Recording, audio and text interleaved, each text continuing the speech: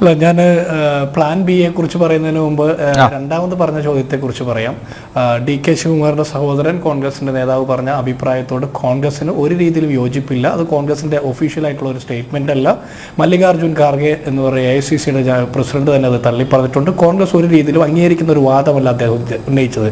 ഈ രാജ്യത്തിന് വേണ്ടി ജീവൻ ബലികഴിച്ച, ഈ രാജ്യത്തിന്റെ ഐക്യത്തിനും അഖണ്ഡതയ്ക്കും വേണ്ടിയിട്ട് ജീവൻ ബലികഴിച്ച പ്രസ്ഥാനത്തിന്റെ നേതാക്കന്മാരുടെ വായിൽ നിന്ന് അത്തരത്തിലുള്ള അഭിപ്രായങ്ങൾ വരാൻ പാടില്ല. പരമായിട്ടുള്ള ഒരു അഭിപ്രായത്തെയും കോൺഗ്രസ് പ്രോത്സാഹിപ്പിക്കില്ല, അംഗീകരിക്കില്ല, ഒരു രീതിയിലും അതിനെ പ്രോത്സാഹിപ്പിക്കുന്ന നിലപാടെടുക്കില്ല.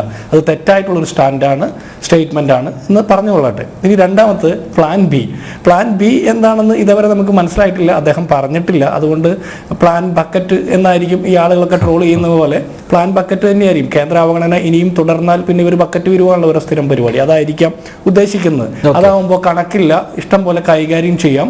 ഇപ്പോൾ സ്കൂളുകൾക്കും പൊതുജനാരോഗ്യ കേന്ദ്രങ്ങൾക്കും കായിക പ്രവർത്തനങ്ങൾക്കും ഒക്കെ ഇതുപോലെ ക്രൗഡ് ഫണ്ടിങ് എന്ന് പറഞ്ഞ് ഓമന പേരിട്ടുകൊണ്ട് പിരിവെടുക്കുക, അത് ചെലവഴിക്കുക, ദൂർത്തടിക്കുക, അതിന് കണക്കാരെയും ബോധ്യപ്പെടുത്തേണ്ട സാഹചര്യമില്ല. അതുകൊണ്ട് പ്ലാൻ ബി ഉദ്ദേശിക്കുന്നത് അതാകും എന്ന് ഞാൻ കരുതുന്നു. ഇനി രണ്ടാമത് ജയേന്ദ്രൻ സാറ് എനിക്ക് മറുപടി പറയുന്നില്ല എന്ന് പറഞ്ഞ ചില കാര്യങ്ങൾ ഒഴിഞ്ഞു പോയി. പിന്നെ അതിനുശേഷം പറഞ്ഞ കാര്യങ്ങൾ പലതും ഞാൻ കേട്ടില്ല. അദ്ദേഹം മറുപടി പറയണമെന്ന് ആഗ്രഹിക്കുന്നുമില്ല, അദ്ദേഹത്തിന് ചില പരിമിതികൾ ഉണ്ടാകുമല്ലോ.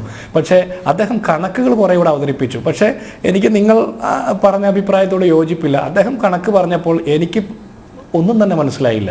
അദ്ദേഹം കണക്ക് പറയുമ്പോൾ ഈ ചർച്ച കണ്ടിരുന്ന പ്രേക്ഷകർക്കോ അദ്ദേഹം പ്രതിനിധാനം ചെയ്യുന്ന ഇടതുപക്ഷത്ത് ഉള്ള ആളുകൾക്ക് പോലും ഒന്നും മനസ്സിലായിട്ടുണ്ടാവുമെന്ന് ഞാൻ വിചാരിക്കുന്നില്ല. നമ്മൾ കൺഫ്യൂസിംഗ് ആയിട്ടുള്ള കണക്കുകൾ പ്രസൻറ്റ് ചെയ്തുകൊണ്ട് ഇതിൻ്റെ ഈ നമ്മൾ ഉദ്ദേശിക്കുന്ന ഒരു പൊളിറ്റിക്സിൽ നിന്ന് മാറിപ്പോകുന്നുണ്ടോ എന്നെനിക്ക് സംശയമുണ്ട്. പിന്നെ നിങ്ങൾ ചോദിച്ച GST കോമ്പൻസേഷൻ അർഹതയുണ്ടോ എന്ന് ചോദിച്ചപ്പോൾ ഇതേവരെ CPM-ൻ്റെയോ ഇടതുപക്ഷത്തിൻ്റെയോ സഹയാത്രികരായിട്ടുള്ള പ്രതിനിധികൾ പറയാത്ത ഒരു സത്യസന്ധമായിട്ടുള്ള അഭിപ്രായം അദ്ദേഹം പറഞ്ഞു. അതിന് അദ്ദേഹത്തിന് ഒരു ബിഗ് സല്യൂട്ട് ഉണ്ട്. കാരണം ധനകാര്യ മന്ത്രി തന്നെ പറയുന്നത് 20% നമ്മുടെ GST കളക്ഷൻ എന്ന് പറയുന്നു.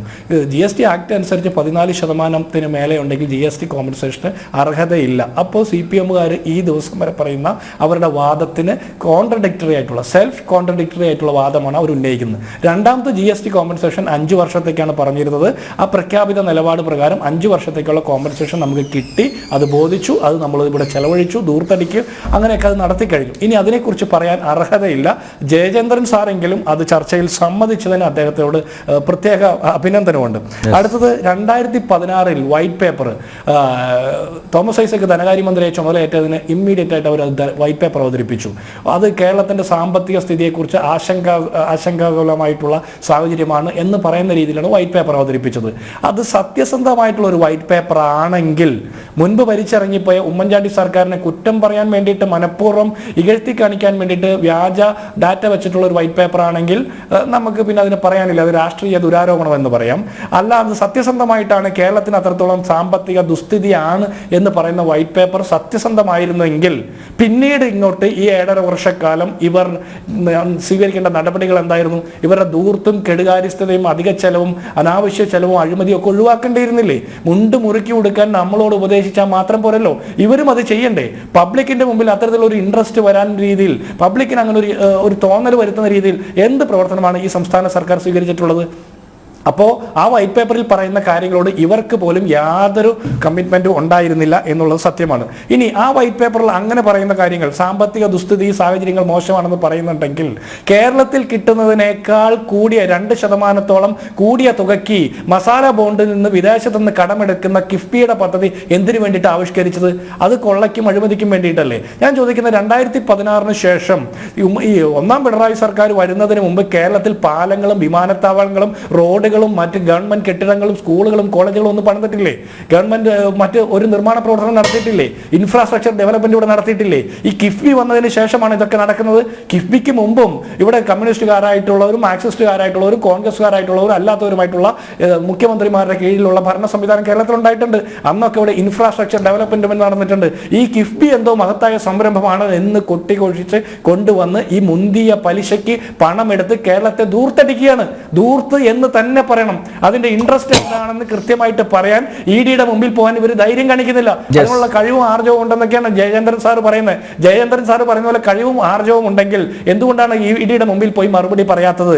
രണ്ട്, ഇഡി വിളിക്കുമ്പോൾ പറയുന്നത്, പൊതുസമൂഹത്തോട് പറയുന്നത് എന്റെ മാത്രം തീരുമാനമല്ല, അത് മുഖ്യമന്ത്രിയുടെയും കൂടി തീരുമാനമായിരുന്നു, മന്ത്രിസഭയുടെയും കൂടി തീരുമാനമായിരുന്നു, LDFന്റെ നയമായിരുന്നു എന്നൊക്കെ പറഞ്ഞ് കുറെ, ഞാൻ മാത്രമല്ല കട്ടത്, കുറെ കള്ളന്മാരും ഉണ്ട് എന്ന് പറയുന്ന രീതിയിലേക്ക് ഒഴിഞ്ഞു മാറുന്നു നിങ്ങൾ പറഞ്ഞ ആർജവമുള്ള ഐസക്. ഇനി രണ്ടാമത് GSDP ഡെറ്റ് റേഷ്യോയെ കുറിച്ച് താങ്കൾ ഒരു കാര്യം പറഞ്ഞു, എനിക്ക് മനസ്സിലായില്ല താങ്കൾ പറഞ്ഞ കാര്യം. താങ്കൾ പറഞ്ഞ ഡാറ്റ എൻ്റെ കയ്യിൽ ഇല്ലാത്തത് കൊണ്ടായിരിക്കും. പക്ഷെ ഞാൻ മനസ്സിലാക്കുന്നിടത്തോളം അംഗീകൃതമായിട്ടുള്ള കേരളത്തിന്റെ എക്കണോമിക് റിവ്യൂവിലും നമ്മുടെ ബജറ്റ് ഡോക്യുമെന്റും അങ്ങനെയുള്ളതൊക്കെ പരിശോധിക്കുമ്പോൾ 2008 മുതൽ 2022 വരെയുള്ള ഈ കഴിഞ്ഞ സാമ്പത്തിക വർഷം വരെയുള്ള 2023 വരെയുള്ള കാലഘട്ടം നമ്മൾ പരിശോധിക്കുമ്പോൾ GSDP ഡെറ്റ് റേഷ്യോ ഏറ്റവും കൂടി നിൽക്കുന്നത് ഒന്നാം പിണറായി സർക്കാരിന്റെ കാലം മുതൽ ഈ സമയം വരെയാണ്.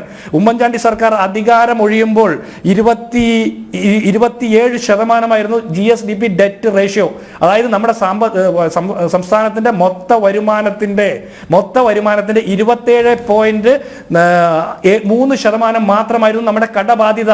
എത്ര അധികമായിക്കൊള്ളട്ടെ, പക്ഷെ 27.3% കടബാധ്യത. ഇന്ന് അത് 39% വർദ്ധിക്കുന്നു.